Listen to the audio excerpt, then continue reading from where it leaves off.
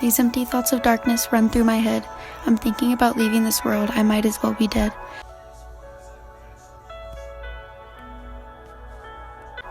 There's a boy getting bullied every day at school. Going home, he acts like he can handle it alone. School isn't fun anymore though. He questions his purpose to breathe. All these bullies making fun of him, pushing him around, but telling him to be quiet when teachers are around. I might as well leave, that's what he believes. That's what he tells himself before falling asleep. He doesn't have any friends, so why not put it to an end?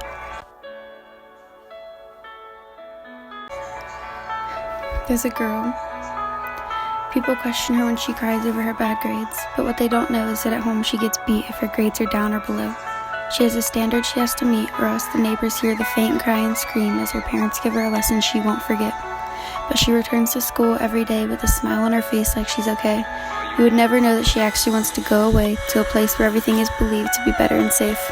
There's another girl. Depression is eating her away. She has no parents where she stays, but she doesn't know how to speak up and say. She's close to the edge, but you would never know. She doesn't know how long she can back away.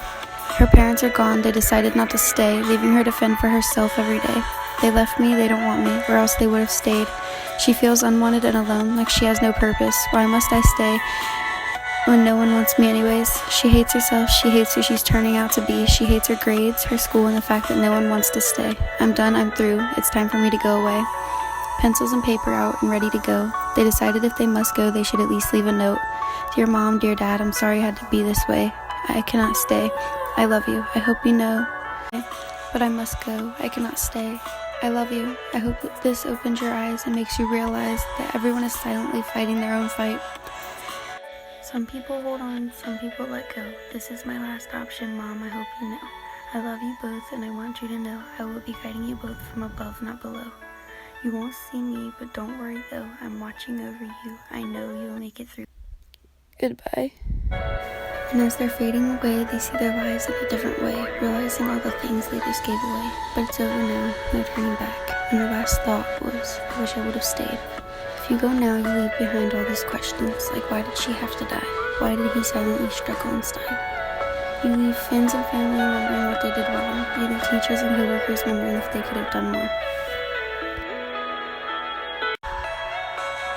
Have you ever been to a funeral of someone who left too soon? Their spirit fills the sad, dark room, and as you watch them get lowered into the ground, you can't help but wonder how they were found. But as your mind fades off to the crowd, you realize it's not as silent as your head made it sound. Flashing lights and sirens off in the distance because their mom just can't believe her sweet baby actually did it. They don't look so peaceful, like people say they should, do they?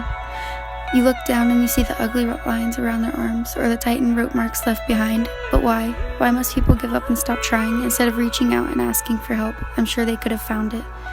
You might not want to hear this, but my story's just the same, and it's a shame I thought of leaving. I'm glad I decided to stay, because if I didn't, my nephew would have cried every day, asking himself, why did my sissy go away? And if you think for 1 second no one cares enough for you to stay, you are wrong, you are loved, so please won't you stay?